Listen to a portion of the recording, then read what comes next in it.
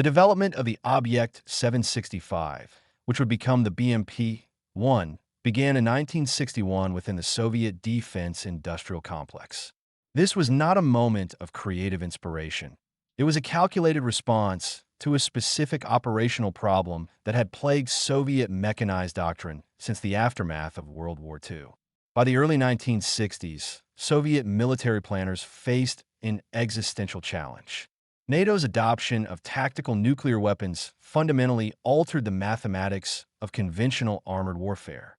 The existing fleet of BTR-series armored personnel carriers, the BTR 50P track variant and BTR 152-wheel design, could transport infantry to the battlefield, but they offered no fighting capability while mounted.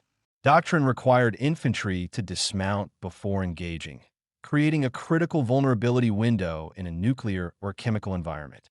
The Main Directorate of Armored Forces issued tactical technical requirements in 1960 demanding a vehicle that could achieve three simultaneous objectives: provide NBC, nuclear, biological, chemical protection, allow infantry to fight from within the vehicle without dismounting, and maintain tactical mobility comparable to the T-55 main battle tank. This was Object 765's design mandate, a vehicle that would keep pace with tank formations while delivering suppressive fire and protecting its infantry squad in contaminated environments. The Kurgan machine building plant, under chief designer Alexei Isakov, delivered the first prototypes in 1964. Trials revealed immediate contradictions. The weight ceiling of 13 metric tons, imposed to maintain amphibious capability and air transportability, forced engineers into a series of zero-sum compromises that would define the vehicle's operational limitations for the next 6 decades. Serial production began in 1966. By 1967, the BMP-1 entered service with forward Soviet tank divisions. By 1970, over 20,000 units had been manufactured. This represented the largest single production run of any infantry fighting vehicle in history, a quantitative commitment to a qualitative concept that had never been tested in actual combat. Western cinema of the Cold War era portrayed the BMP-1 as a technological menace, a sleek, amphibious killing machine that combined the mobility of a tank with the firepower of an assault gun. Popular military literature described it as revolutionary, the vehicle that rendered traditional armored personnel carriers obsolete overnight. Contemporary military history channels frequently present the BMP-1 as an unambiguous success story, the vehicle that changed warfare forever. Why NATO feared the BMP-1, Soviet engineering genius. This narrative emphasizes the vehicle's innovation. The first purpose-built IFV, amphibious capability, integrated anti-tank missile system, while treating its design limitations as footnotes or acceptable trade-offs. Even professional Western analysis during the 1960s and 1970s suffered from intelligence gaps and worst-case assumptions. NATO reporting designated the BMP-1 as a high-threat system, leading to the development of the M2 Bradley and similar Western responses. The perceived capability drove procurement decisions involving billions of dollars. But historical analysis, declassified after-action reports, and technical evaluations from actual combat employment reveal a significantly more complex reality, one in which the BMP-1's revolutionary design philosophy collided with the immutable physics of armor protection, crew survivability, and combat effectiveness. The BMP-1's hull construction employed welded rolled homogeneous steel with maximum thickness of 33 millimeters at the frontal glacis, sloped at 80 degrees from vertical. Side armor measured 19 millimeters at 0 degrees. Rear armor, 16 millimeters. Roof armor, 6 millimeters. These figures are not arbitrary. They represent the absolute maximum armor thickness compatible with a 13-ton weight limit while maintaining structural integrity and amphibious capability. For context, 33 millimeters of steel at 80-degree slope provided protection against 7.62 times 54 mmR armor-piercing rounds at ranges beyond 200 meters and shell splinters. It offered no protection against 12.7 millimeters heavy machine gun fire, 20 millimeters autocannon rounds, or shape-charge warheads of any type. The vehicle's internal volume measured approximately 16 cubic meters total, divided between the driver compartment, front left, engine compartment, front right, turret basket, center, and infantry compartment, rear. This configuration required the 300 horsepower UTD 26-cylinder diesel engine to be mounted transversely, immediately adjacent to the driver position. The engine's location created a thermal and acoustic environment that made the driver's station exceptionally hostile during sustained operations. The primary armament. The 2A28 Grom 73mm smoothbore low-pressure gun represented a unique solution to competing requirements.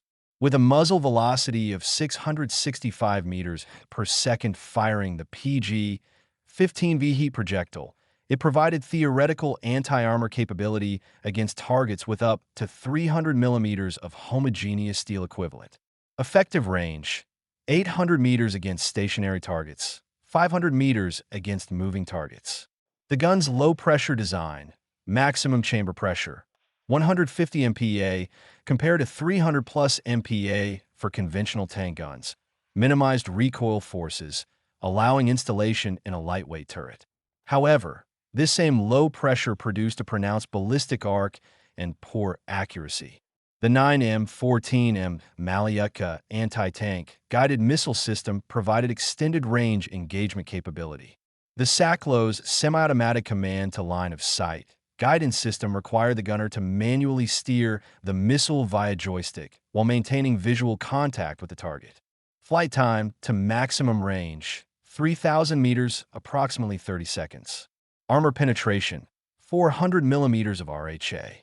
This system's operational reality diverged sharply from its theoretical performance. The gunner's requirement to remain stationary and exposed for 30 seconds while guiding the missile made the BMP-1 exceptionally vulnerable to suppressive fire. The missile's slow speed, 120 meters per second average, allowed time for target evasion or smoke deployment. Success rates in actual combat conditions rarely exceeded 25 to 30% of launches. Secondary armament consisted of a PKT 7.62 times 54 mmR coaxial machine gun with 2,000 rounds. This provided suppression capability against infantry and soft-skinned vehicles, but contributed nothing to the vehicle's anti-armor mission. The infantry compartment accommodated 8 soldiers seated on inward-facing benches. 4 firing ports, 2 per side, equipped with dedicated periscopes, allowed dismounts to engage targets with their personal weapons, typically AKM or AK-74 rifles, while remaining under armor.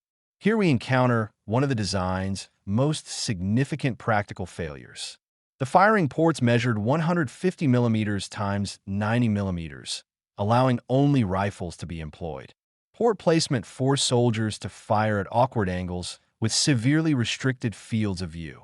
Practical accuracy through these ports, even against stationary targets, was negligible.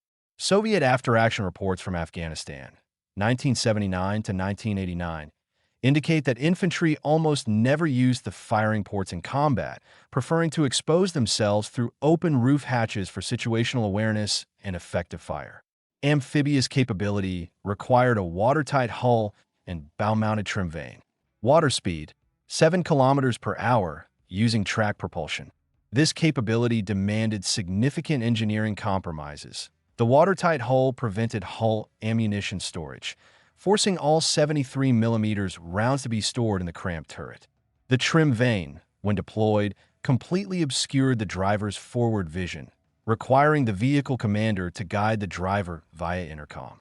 The UTD-20 engine produced 300 horsepower at 2,600 revolutions per minute, providing a power-to-weight ratio of 23 horsepower per ton, exceptional for the era. Road speed: 65 kilometers per hour. Cross-country speed: 40 to 45 kilometers per hour in favorable terrain. Operational range: 600 kilometers on internal fuel, 460 liters, extendable to 750 kilometers with external drums. However, this mobility came with thermal penalties. Engine exhaust temperature reached 550 to 600 degrees Celsius.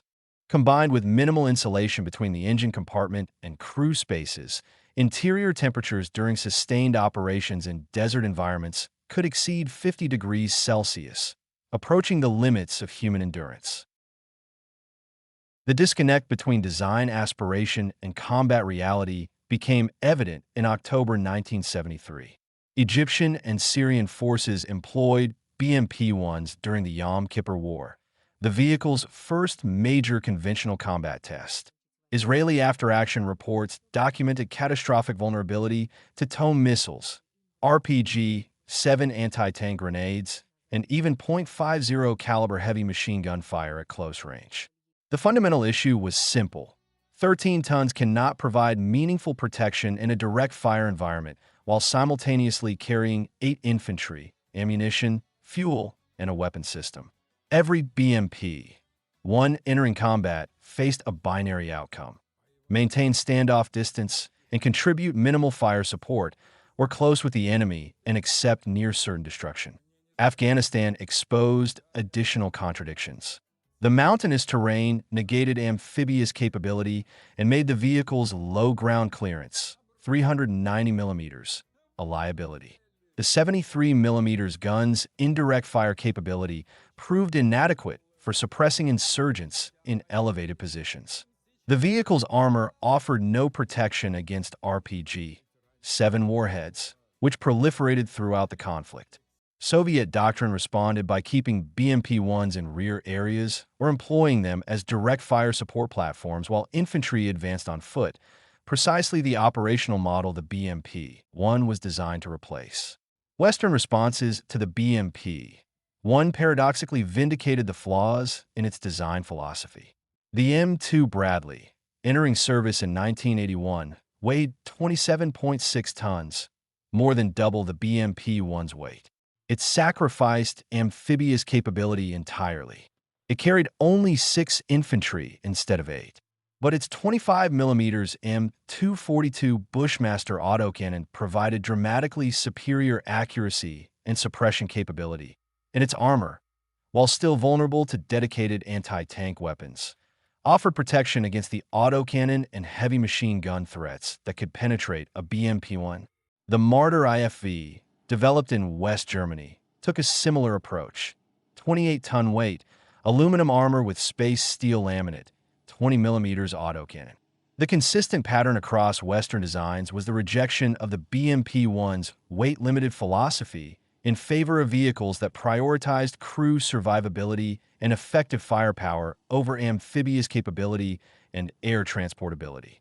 Desert Storm provided the final empirical verdict. Iraqi BMP-1s, essentially identical to Soviet models, faced M2 Bradleys and M1 Abrams tanks in the open desert terrain for which Soviet doctrine had originally envisioned mechanized operations. Engagement ranges regularly exceeded 2,000 meters. The BMP-1's 73mm gun could not effectively engage at these distances. The Malyutka missile's 30-second flight time allowed ample opportunity for target evasion or destruction of the launch platform. Coalition forces documented BMP-1 kills at ranges where the Soviet vehicle could not effectively return fire. The thermal imaging systems on Western IFVs and tanks allowed engagement in conditions where BMP-1 crews were effectively blind. The result was not close. It was a technical mismatch that confirmed the fundamental limitations imposed by the original 13-ton design constraint. The BMP-1 represents both genuine innovation and instructive failure. It was unquestionably the first purpose-built infantry fighting vehicle to enter mass production. It established a doctrinal framework, mechanized infantry remaining mounted and combat effective alongside tank formations, that every subsequent IFV design has attempted to fulfill. But the engineering compromises required to achieve that vision within a 13-ton weight limit produced a vehicle that could not survive in the combat environment it was designed to dominate. The armor was insufficient. The primary armament was inaccurate. The anti-tank missile system required exposure that invited destruction. The interior environment was hostile to sustained operations. The firing ports, intended to allow mounted combat, proved tactically useless. Declassified Soviet military assessments from the 1980s acknowledged these limitations explicitly. Internal reports recommended that BMP-1s operate at standoff ranges, that infantry dismount before contact, and that the vehicles serve primarily as battle taxis, recommendations that negated the vehicle's foundational design philosophy. More than 50,000 BMP-1s were produced between 1966 and 1983. Variants remain in service across dozens of countries. This longevity speaks not to the excellence of the design, but to the economic realities of militaries unable to afford replacement systems. Where BMP-1s face modern threats, anti-tank guided missiles, drone-directed artillery, thermal imaging weapon systems, they remain as vulnerable today as they were in 1973.